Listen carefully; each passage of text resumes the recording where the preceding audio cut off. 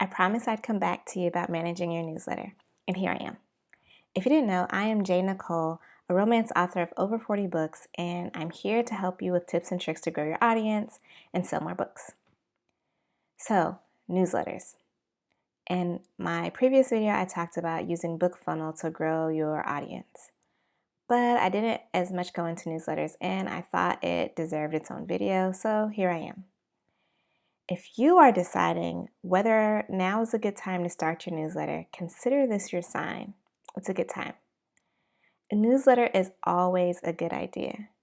Your readers want to hear from you, not just on social media, not where everyone else gets the same info as they do. They want something a little bit more special, something a little bit more exclusive, something direct to their email, something that they are asking for. So start one. If you're unsure about how to gain subscribers, then go back to that video. It's called Grow Your Audience, and I will tell you how you can grow your newsletter, your list of subscribers. In this video, though, I want to tell you how you can set up your subscriber flow. So I'm sure you've done it before. You've given someone your email address, either a business, another author, anything, right? And what happens? You get a slew of emails that start coming in. Some that are helpful, some maybe not. But the key thing is you get emails from them. So when your readers subscribe to your email list, they expect that they will be receiving an email. So that's your first step, committing to sending the email. Whatever frequency you decide, whether it be monthly, weekly, quarterly, hopefully it's more than once a year or every release, because they want to hear from you more than just a release. Likely your releases, they're kind of hip to that, so it's not necessarily a place where you are only selling to them, but it is a place for them to get to know you, for you to provide recommendations potentially to other authors, for you to tell them about yourself, whatever, they want to hear from you. So once someone subscribes to your email, embrace them. Welcome them with open arms. They should at the very least receive a welcome email. Depending on how they subscribe to your list, whether it's through a freebie, through your back matter on your book, through your website, however, make sure you send out that welcome email. If they subscribed via a link that gives them a free book, then make sure you provide that link in the email so they can grab that free book. Whatever you do, let them know that they arrived in the right place, that they made a good decision by providing you their email address. Because let's face it, email addresses are kind of sacred. You don't want them to feel like they gave it to you and you threw it away. You didn't use it, right? So after you've provided that welcome email, you may want to introduce yourself. Your readers may know you through your work, through social media, but that might be it. And they may not know you that way either. They may not know you through your work because they just picked up the freebie, but nothing else.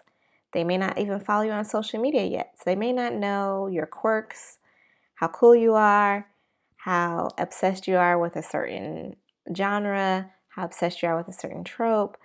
Some of those things that might be helpful for them to know, because the more they know about you, the more they'll want to support you.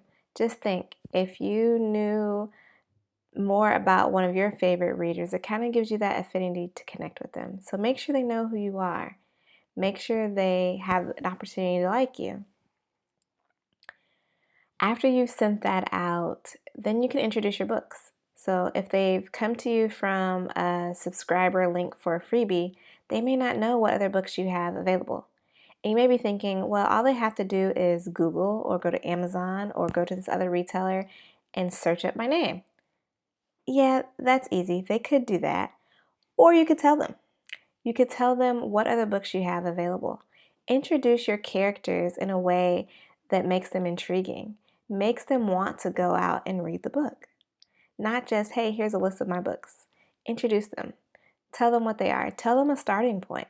What book in your backlog in your backlist should be the one that they should read first? And then after that, and then after that.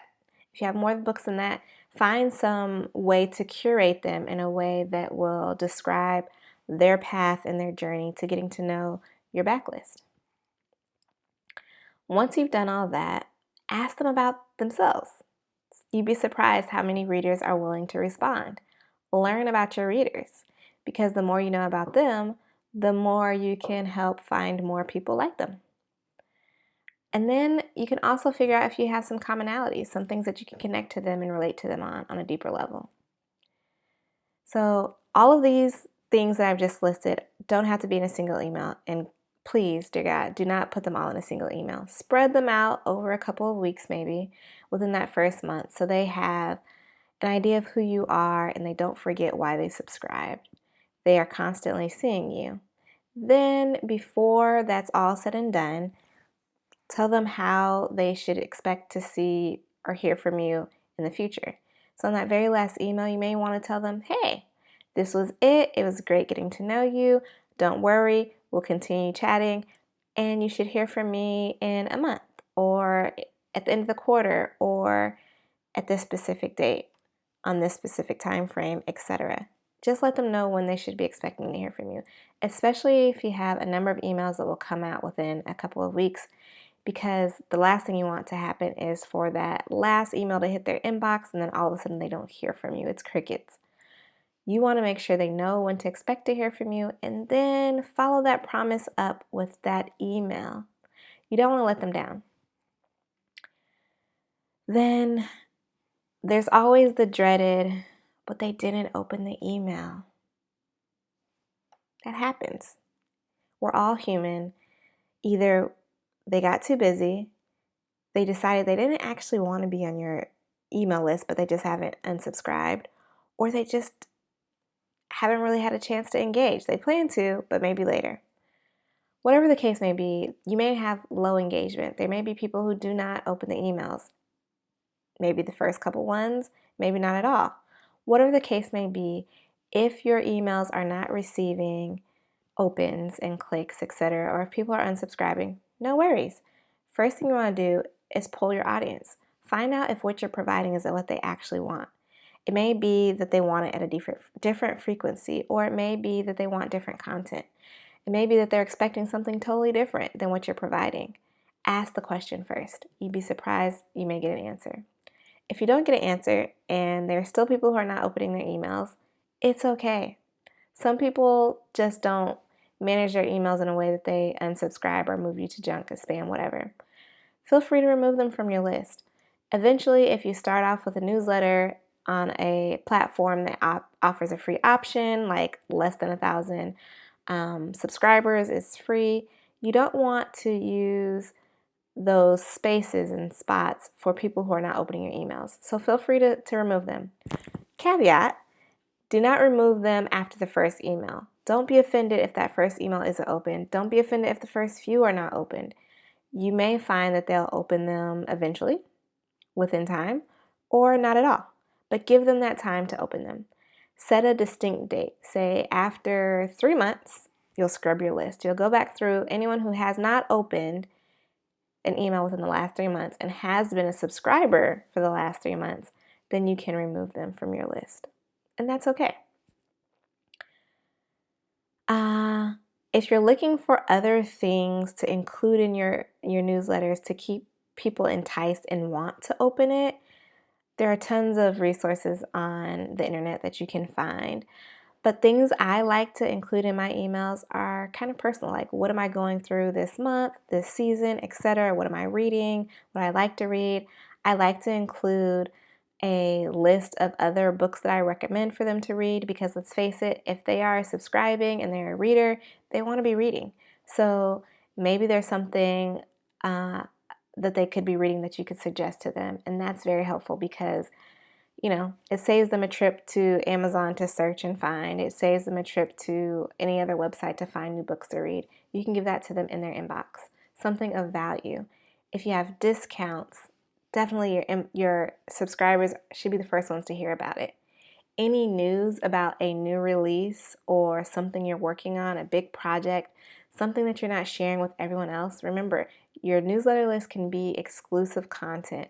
It can be stuff that you're not releasing out to the wild yet. If you're looking for beta readers or ARC readers, or you're looking for a street team, your newsletter list is where you can start. And in your newsletter, you can ask these things. So it kind of gives them that opportunity to think like, hey, this email could be valuable. Maybe I don't want to join the street team, but maybe I want to be a beta reader. Maybe I want to be an ARC reader, or maybe I want to make sure I am on top of that discount. Or they really love your work and they just want to know when's the new thing coming out and what's it about. All that is valuable content. If you are someone who is releasing not as frequently, then find some other way to come up with content that's valuable to them. You may write a short story or elaborate on a story, a bonus epilogue even, something that will keep them intrigued and ready and waiting for that next book to be released. So I hope this has been helpful. If the only thing you take away from all of this is you're going to go and start a newsletter, I'll be happy and you'll be happy too. If you have any questions, drop them in the comments. And as always, I'd be happy to help. Thanks for watching.